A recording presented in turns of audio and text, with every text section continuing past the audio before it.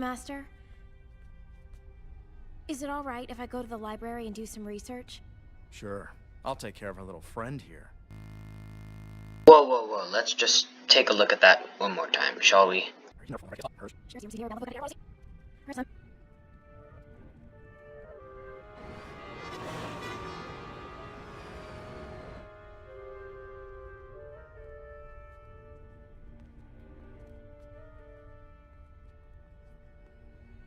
Master? Is it alright if I go to the library and do some research? Sure. I'll take care of our little friend here. If you look hard enough, you can see a smiley face on both his left and his right shoulder. This is from the episode Lightsaber Lost in Star Wars The Clone Wars, Episode 11, Season 2. And that's what we're going to be talking about today. A few of the Easter eggs that are hidden in Star Wars The Clone Wars.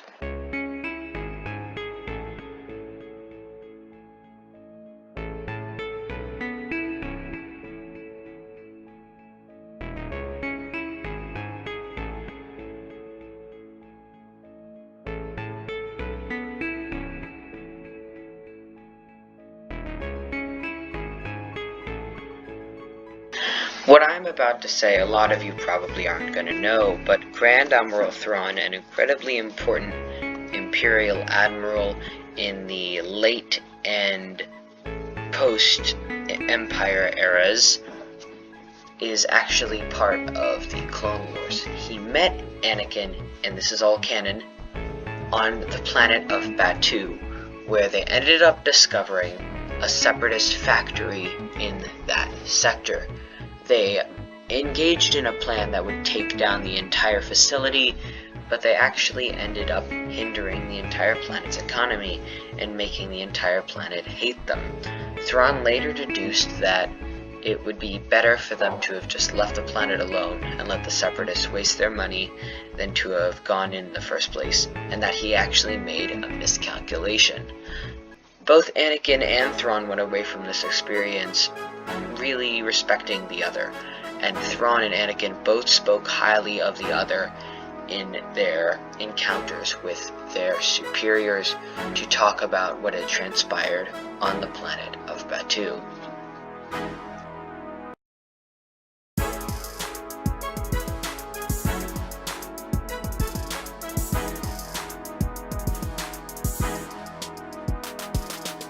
Onderon was an incredibly important Separatist-controlled world, and when the Republic saw that it was Separatist-controlled, they really wanted it back.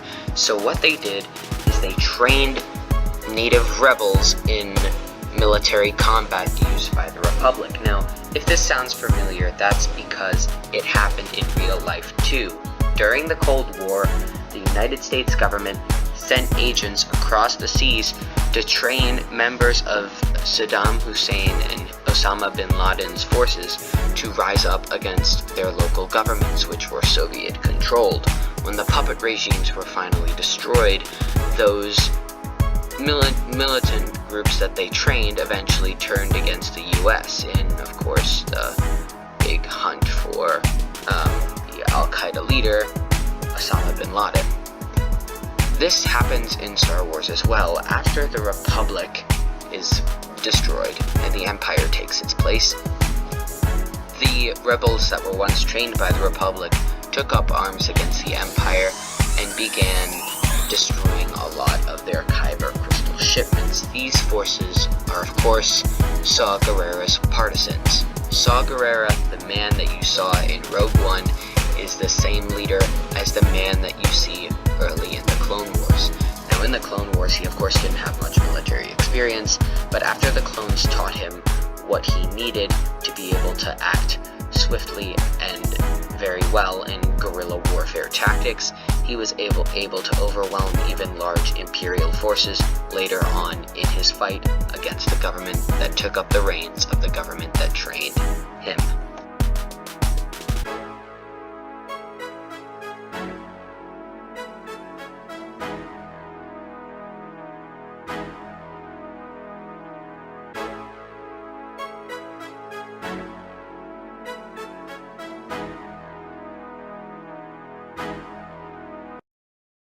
Delta Squad is one of the most popular Republic Commando squads that every single Star Wars fan could not get enough of. It was made up of 4 members and it is featured in the Republic Commando video game made in 2005 by LucasArts for Xbox and Microsoft Windows. But what if I told you that they were featured in the Clone Wars TV show? A lot of fans don't actually know this, but in one of the scenes, you can clearly see every single member of Delta Squad lined up in front of Jedi General Obi-Wan Kenobi.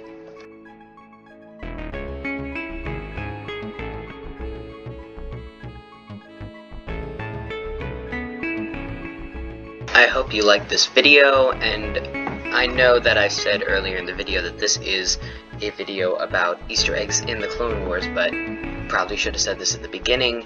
Keep an open mind. It's not exactly just the Clone Wars series, it's in the entire Clone Wars. Like the whole thing, the comics, the books, and the TV show. And I know that's a little bit confusing, but hopefully you can bear with me on that if you ever look at the video again. I hope you can now look at it in a different light. Also, on April 14th, we are going to get the Episode 9 teaser trailer at Star Wars Celebration. So when we get that trailer, we are probably going to do a full breakdown of just how bad it really is. And by that, I mean just how much will Disney screw up Episode 9. I phrased it as a question because I want you to tell me, because frankly, your ideas are better than theirs. Okay? As always, enjoy.